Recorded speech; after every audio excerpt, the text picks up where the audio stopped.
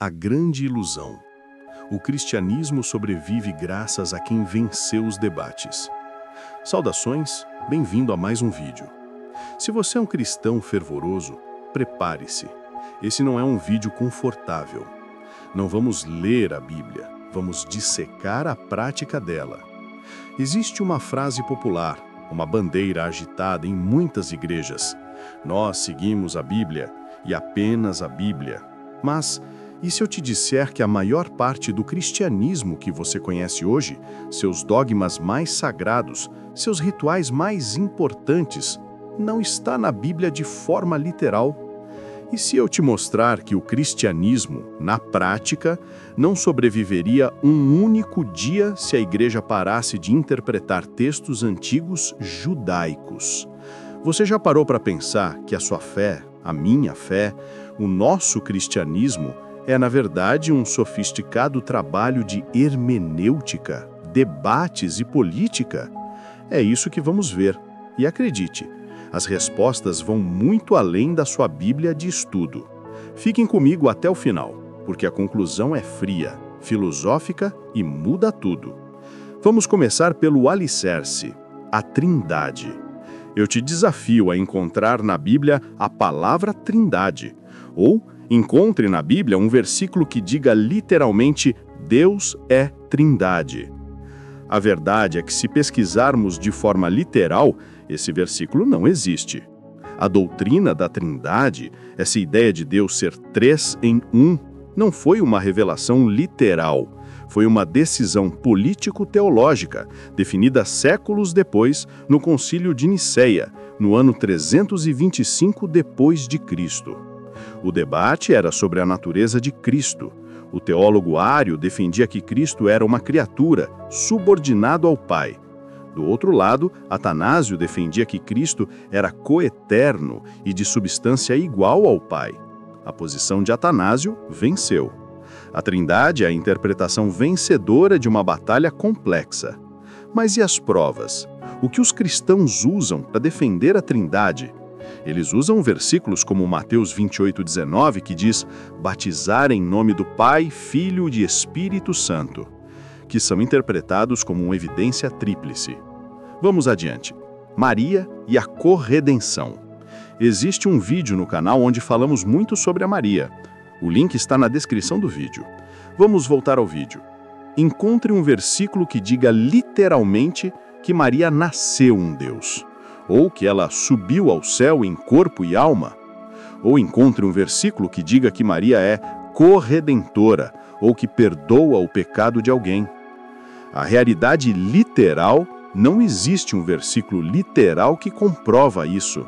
A ideia de assunção, Maria subiu ao céu, é um dogma de 1950, puramente de tradição.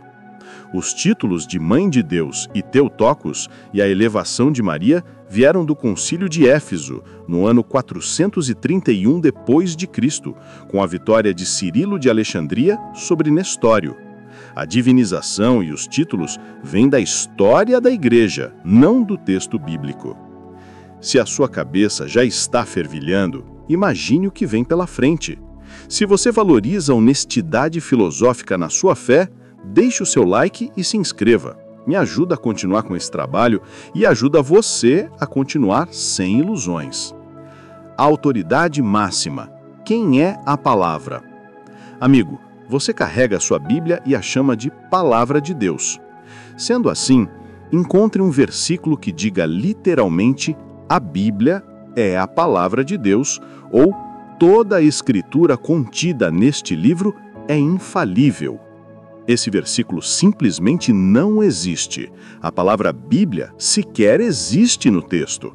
O que existe? O versículo mais usado é 2 Timóteo 3,16, que diz: toda a escritura é inspirada por Deus.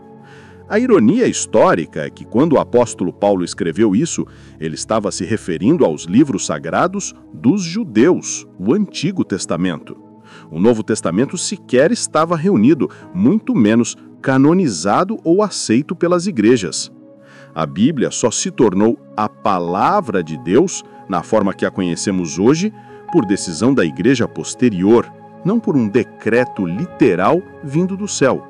A autoridade máxima do seu livro foi, ironicamente, decidida por homens em debates. Vamos adiante. Jesus é Deus? Você, cristão, tem certeza que Jesus disse: "Eu sou Deus. Adorem-me, porque sou Deus"?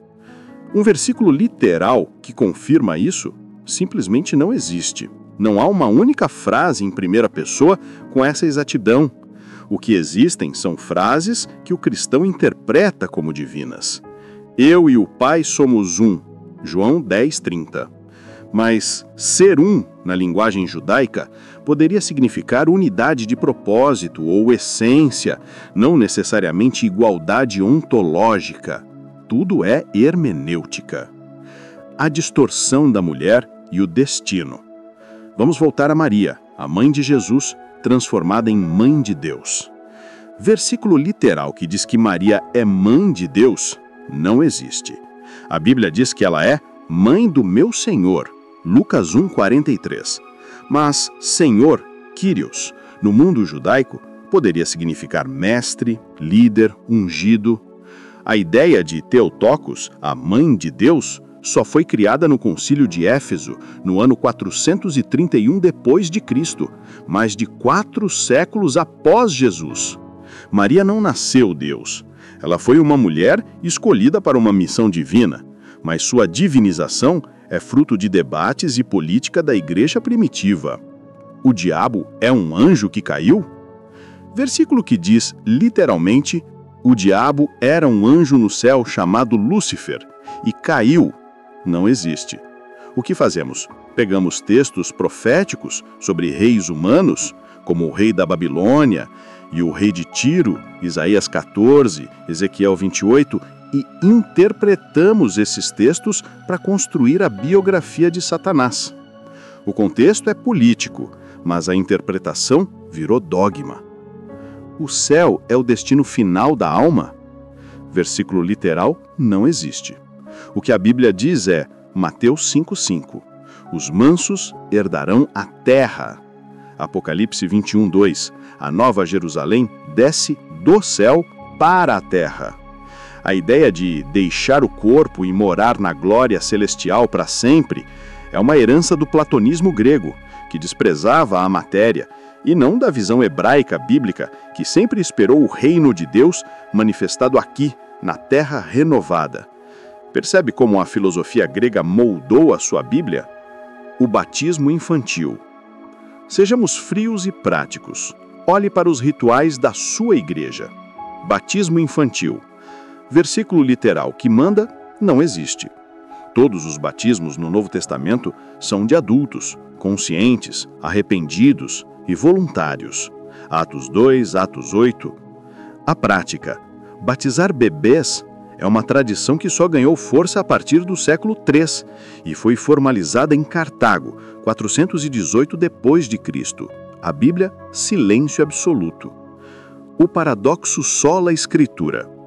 Protestante, preste atenção. Você rejeita a tradição católica, mas usa a bandeira do sola escritura, somente a escritura. Versículo literal sola escritura não existe. O inverso existe. Segundo Tessalonicenses 2,15, mantenham as tradições que vos foram ensinadas, seja por palavra, seja por carta nossa. A hipocrisia. Você nega a tradição de Roma, mas segue as suas próprias tradições inventadas. Dízimo em dinheiro, liturgia, ceia de domingo.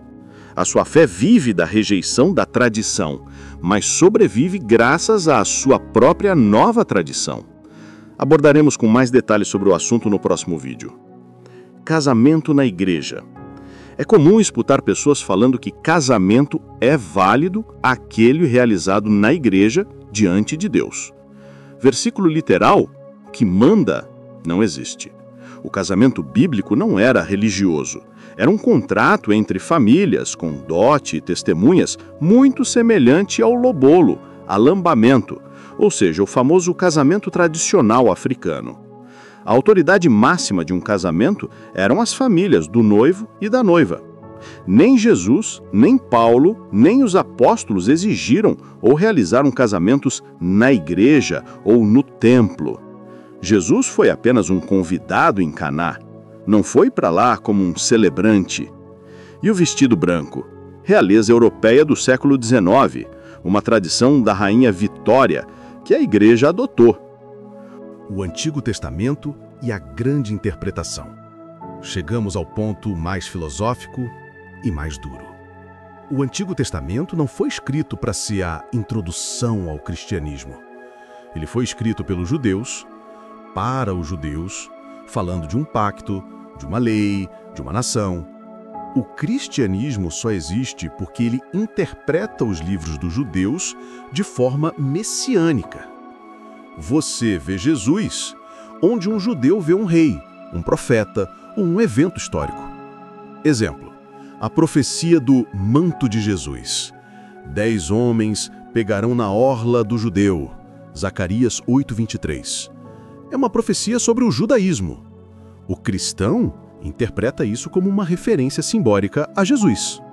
Se tirarmos a lente da interpretação, a lente que diz, este texto fala de Jesus, o cristianismo cai. Os profetas de Israel não sabiam que estavam escrevendo o Antigo Testamento para um novo Deus Filho. Essa é a grande jogada da hermenêutica cristã, transformar a literatura nacional judaica em um livro de introdução ao Messias. Sem essa interpretação agressiva, o cristianismo como conhecemos desaparece, restando apenas um pequeno grupo judaico do primeiro século. A pergunta final. Amigos, sejamos frios, filosóficos e reais. A grande parte da fé cristã moderna não é sustentada pela literalidade da Bíblia. Ela é sustentada por concílios, debates, tradições e, acima de tudo, pela interpretação humana.